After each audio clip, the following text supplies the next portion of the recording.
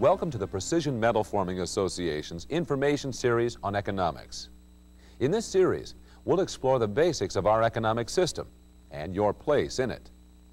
This is the first of 3 tapes. These tapes are designed to be viewed in order, beginning with the tape you're now viewing. Lesson 1, the importance of economics. In this video, we'll look at how economics affects your life in practical ways, and how understanding what economics really is can help you make better, more informed decisions in your personal life, as well as become a more knowledgeable and valuable part of your company. Because when you know the basics of how our economy works, you come to a better understanding of how your company works as well. Most of us think of economics as some abstract concept, only understood by absent-minded professors and government bureaucrats. In reality, economics is nothing more than the act of making choices and the results of those choices. You deal with it every day. You run your household based on economics. You can't spend more than you make, at least not for long. Consider the food that you eat. When you go grocery shopping, you make economic decisions left and right. Hey, how about if we cook out tonight? I'll fire up the barbecue as soon as we get home and make you the best steak dinner in town. T-bone. Yeah. I like the way you're thinking. But if we're gonna keep the steak, we have to put back a few other things, like the pretzels, the potato chips, your favorite cookies. Oh, and your cereal with not 1 but 2 scoops of raisins. Either that or we don't go to the movies tonight without being over budget this month.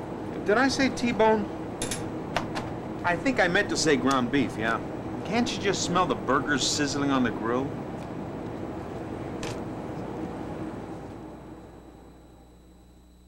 Economics, choices.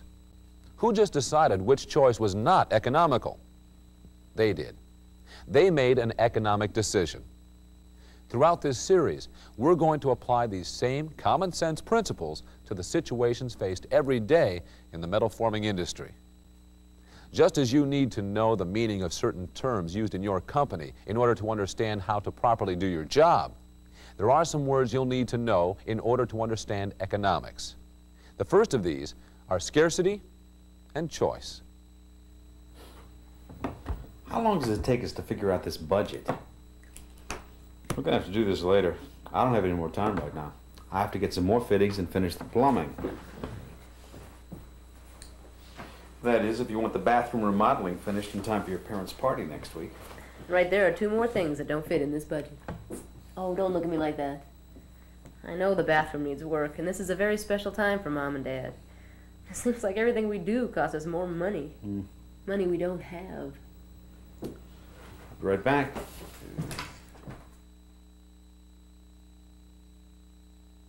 These 2 people have just had a personal encounter with scarcity and choice. Their choice involves a decision of how they're going to use their limited or scarce time and money. Since none of us have infinite amounts of time nor money, decisions must be made as to how to best use these limited resources. And it's important to note that, economically speaking, no decision is free of cost. What are you doing? I'm resting. I find it very relaxing to cram my head up under this sink. What does it look like I'm doing? This pipe's been leaking for a week. I'm trying to fix it. Why? Oh, I thought you were going to mow the lawn.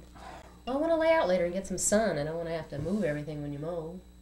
Why don't you do that now and fix the pipe later? Because I won't have time later. Besides, every drop that drips out of this pipe goes on our water and sewer bill. It's not going to cost us anything to let the grass grow a little longer. And besides, I think pale is your color.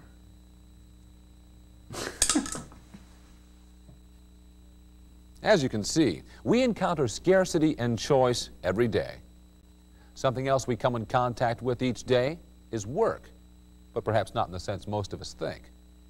In economic terms, work is the creation of something of value through the expenditure of skill, time, and effort.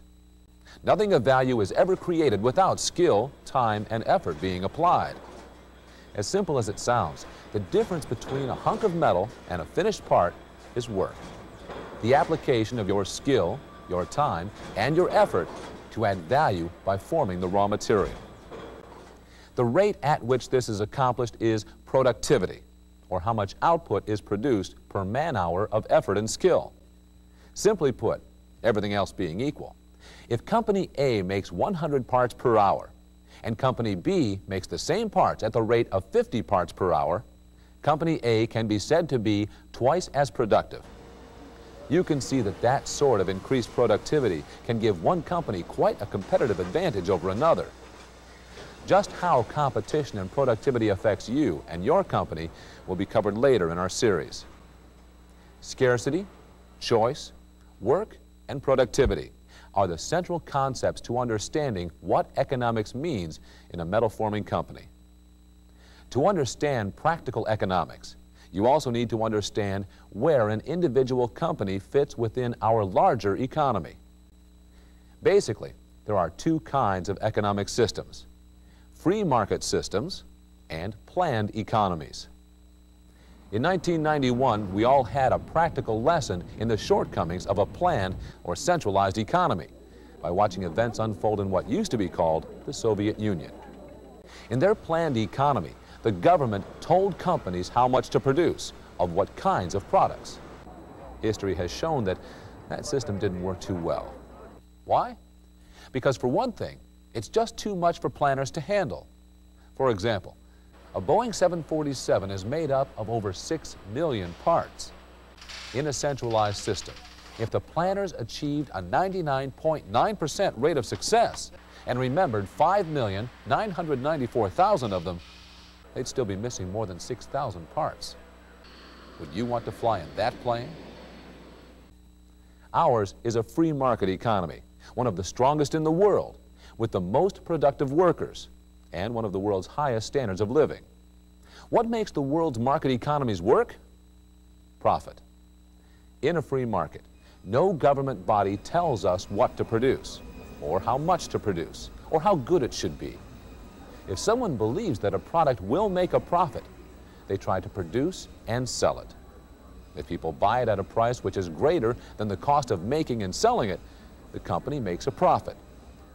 You as a consumer have the final say as to whether a company will be a success or a failure, because our free market economy is interrelated.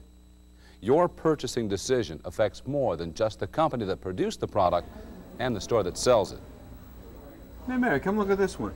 19-inch screen, remote control, cable ready. It's only $239. Well, according to this consumer guide, it's the least expensive, all right, but there have been some problems with it. Really?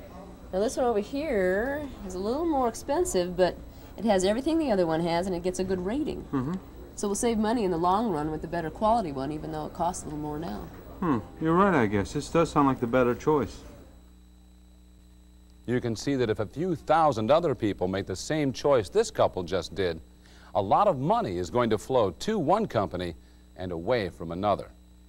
And the company that just lost that business may have hundreds of subcontractors, suppliers, employees, retirees, and stockholders, each of whom may be affected by this couple's buying decision.